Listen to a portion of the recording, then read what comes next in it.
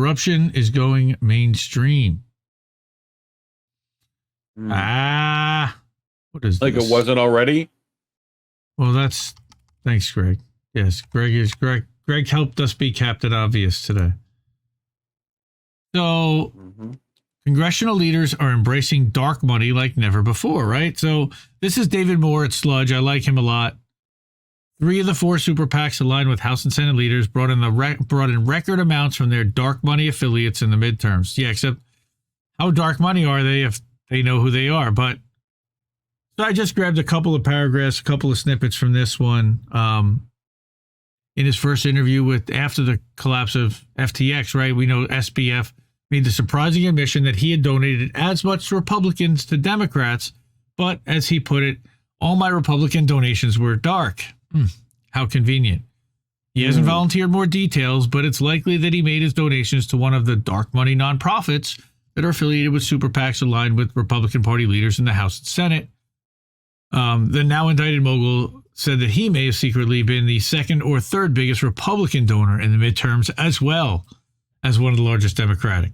Ooh. Yeah. Donors are increasingly steering their political giving along these secretive paths, as we know. Thank you to Robbie Yeager as well. He's one of the best at investigative and finding the money. The 4 super PACs aligned with the... What's he? The Indie Media Award winner, Robbie Yeager? He is an Indie Media Award honoree.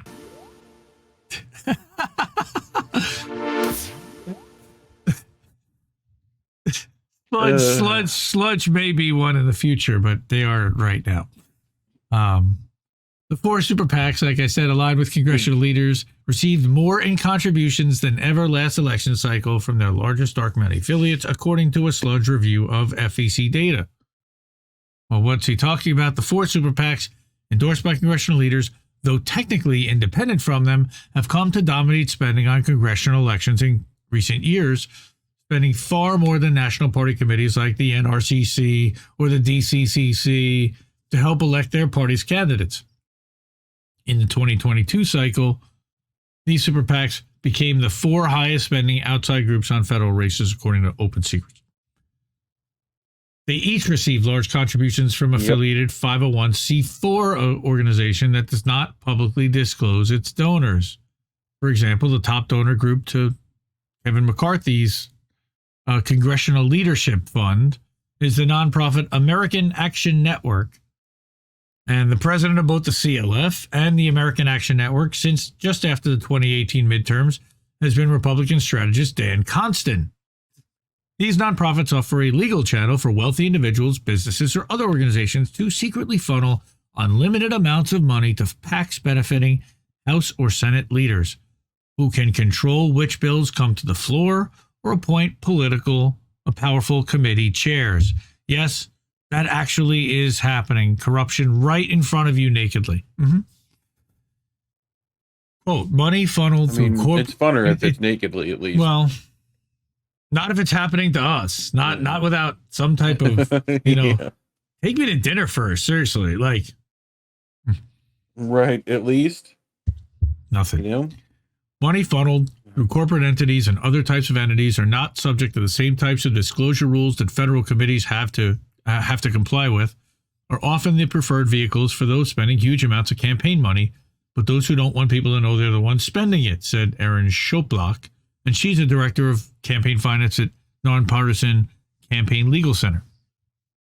So a nonpartisan think tank isn't necessarily a nonprofit either, by the way. And not for a whole bunch of money themselves. But due to campaign finance laws governing outside spending groups, the super PACs are not formally linked to members of Congress. Right. But campaign finance watchdogs point out how closely super PACs are tied to party leaders like McCarthy. Shocking. In January, as part of the negotiations from McCarthy to corral the votes from his caucus to be House Speaker, their version of force the vote, the ostensibly independent CLF struck a deal with another outside major spending group, Club for Growth, not to spend on primaries in safe GOP districts. That's bad. That's like, we don't see any reason to fight with each other and expend our resources, this is that's bad for people that are against what they're trying to accomplish, which we are. So on the Republican side, the 4 dark money affiliates, like we said, were the American Action Network and One Nation. And on the Democratic side, House Majority Forward and Majority Forward. They made contributions worth a combined $209 million to the 4 major congressional leader-aligned super PACs in 2022 cycle, according to a review of FEC data. That's a more than 19% increase on the amount of groups contributed in 2020 to those same super PACs. Sure, this is fine.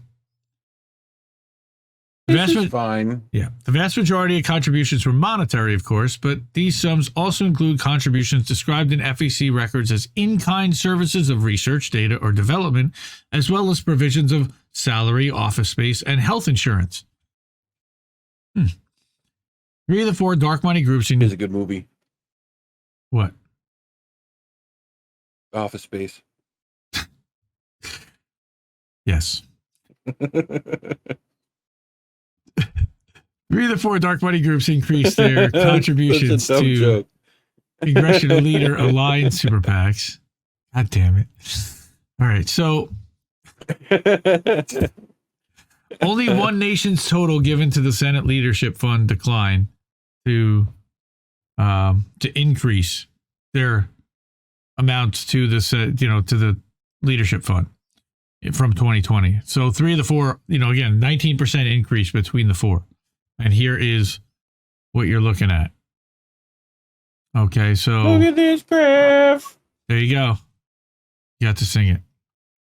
So, like we said, dark money groups, in addition to continuing to spend money on things like TV ads to influence voters, increasingly routing their contributions to super PACs, along with shell companies, nonprofits that don't disclose their donors, donated $612 million to federal groups in the midterms. So now we're up to over $820 million, somewhere around there.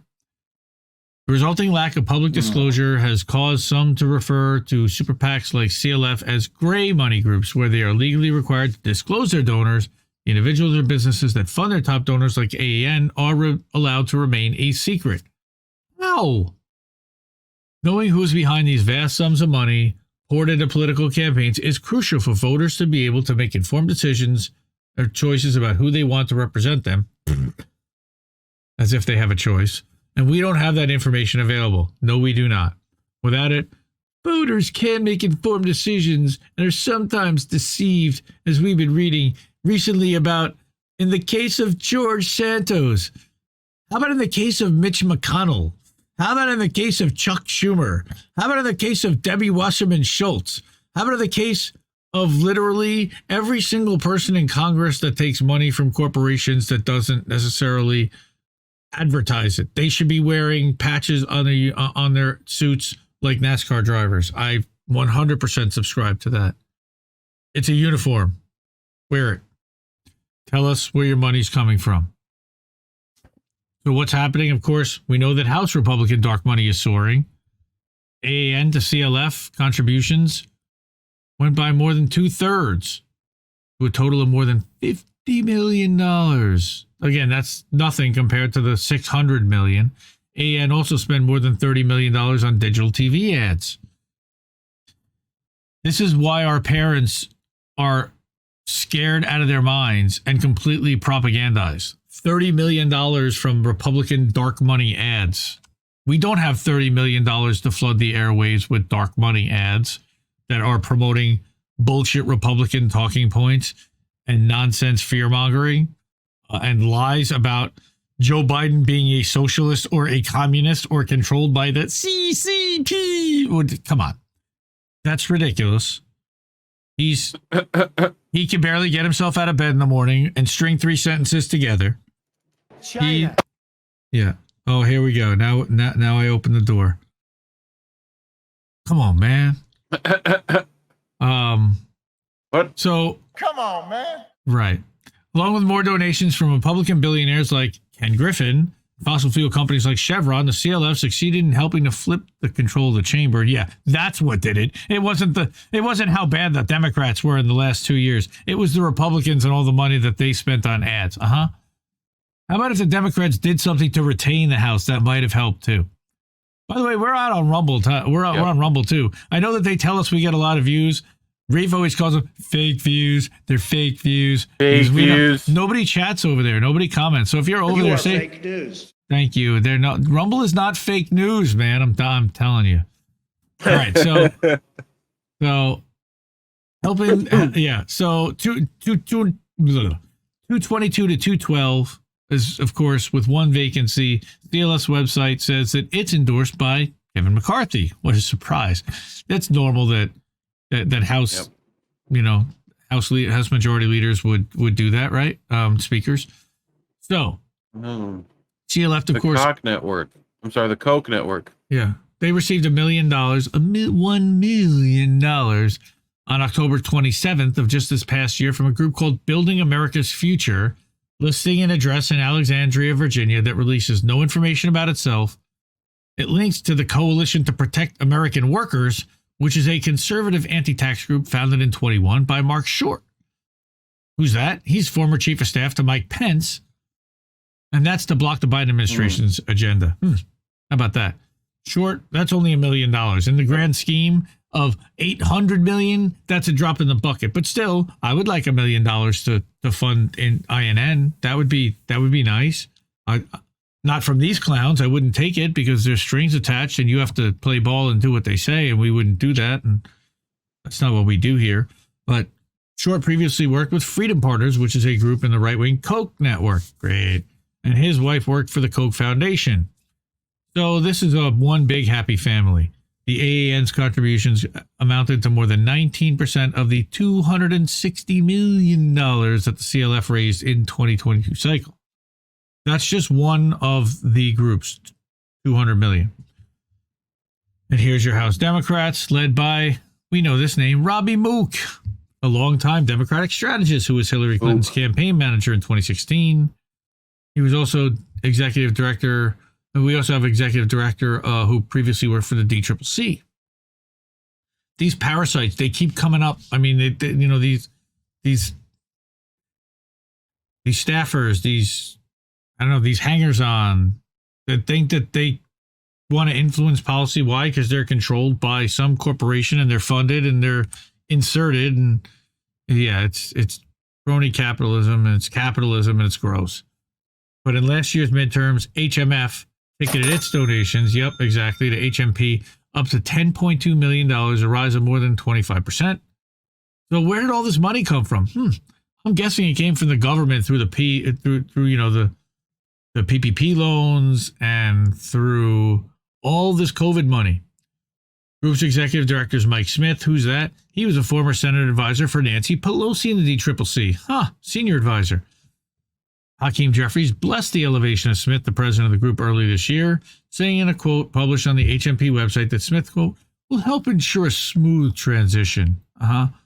Sure. It will help a transition for Hakeem to continue to reap tons of financial benefits now that Nancy's going to be no longer speaker. The HMP brought in nearly $181.8 million in the 2022 cycle. Democrats are just as dirty as Republicans. They take just as much dark money as Republicans. Okay? It's all one big club, and you ain't in it. But who got the most for the dark money affiliate? Of course, it's the Senate Republicans, and it's Mitch McConnell, the most evil of the most evil. Okay? How much? In a dip of about 12% compared with the previous cycle. Why? Because I believe Mitch was running in 2020. He's not this time. So he squeezed them for more money while he was running. Contributions from One Nation made up SLF's top source of funding, right? And that's private equity CEO Steven Schwartzman. He donates to both sides. Heard that name too, right? Yep. The SLF received other donations from groups whose funding is opaque, such as $3 million from the Chamber of Commerce, the business lobbying behemoth that doesn't publicly disclose its member companies or donors, but tons of people donate to the Chamber of Commerce. The SLF also received $1.5 million from Conservative Americans PAC, a new super PAC funded by two dark money groups the American Economic Freedom Alliance. Yeah, that's really vague. That's a little vague. And the American Prosperity Alliance. Who are all these people? Nobody knows. Come on. We Who are these people? Yeah. I got it somewhere. I got it. It's here. The SLS president is Stephen Law, and he's been listed as the president and CEO of One Who Nation. are these people? Yeah, thanks. In tax filings, but Law bills himself as president and CEO of both groups in media appearances, as well as the CEO of the super PAC American Crossroads, which spent almost $6 million last cycle, virtually all of it opposing Democrats. Well, obviously, because he's on the Republican side, but of the nearly $290 million the SLF raised last cycle, share from One Nation, which marks the names and addresses of its contributors as restricted in tax forms, makes up to close to 26%. That's all dark money. Nobody knows exactly who that is. Senate Democrats, guess what? They get just as much. They're just as dirty. As we said, there's no better. Here you got Chuck Schumer raising $337 million last cycle, and majority forward share amounted to almost 22% of that total, completely dark.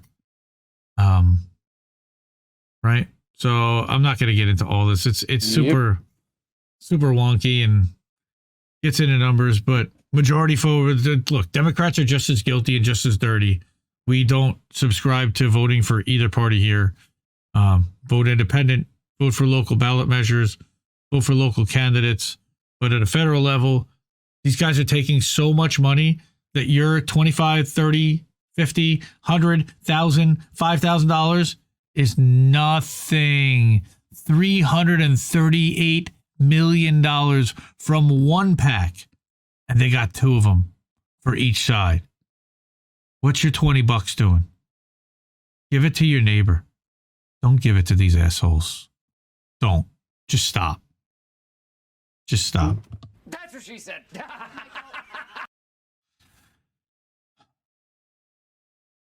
Okay, of course, we're looking for transparency anywhere, but at the state level, that's one of the things where we can affect change, right?